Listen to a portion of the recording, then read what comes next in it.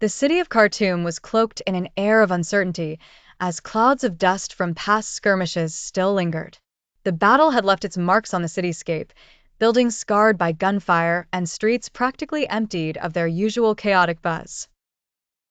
At the heart of this once thriving metropolis stood the presidential palace, now a symbol of a conflict that refused to weaken. In the early hours of dawn, a carefully orchestrated operation unfolded. The Sudanese Armed Forces, SAF, spearheading their most daring offensive yet, launched an assault to reclaim the presidential palace from the clutches of the Paramilitary Rapid Support Forces, RSF. The SAF, determined and methodical, pushed forward with precision, utilizing both armored ground units and air support.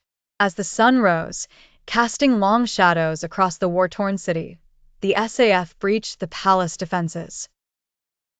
The air was thick with tension as soldiers, clad in desert camouflage, moved stealthily through the once elegant hallways. With every corner turned, every door breached, hope crept back into the hearts of those who had long feared its loss. Elsewhere in Khartoum, the SAF launched parallel offensives against other significant locations. The National Intelligence Service headquarters, once a fortress of power and influence, fell back into government hands. The central bank, a critical nodal point in the country's economic structure, was similarly retaken, adding both tactical and morale-boosting wins. Despite these victories, the RSF remained a formidable adversary.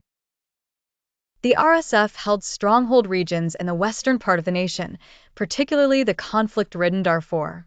Reports of ongoing civilian suffering filtered continuously from these areas, tales of violence, famine, and disease. The recapture of the presidential palace was a beacon of potential transition for those yearning for stability. Yet, the road ahead was fraught with challenges. Allegations of war crimes hovered like a dark cloud over both combatants, and international aid seemed but a trickle in the vast desert of humanitarian need. As the dust settled in Khartoum, it was clear that while a chapter had turned in the ongoing civil war, the conflict's resolution was far from sight. In the midst of the calm that followed the storm, those in power realized that true victory would only come with peace and reconciliation, a task as daunting as the battle itself.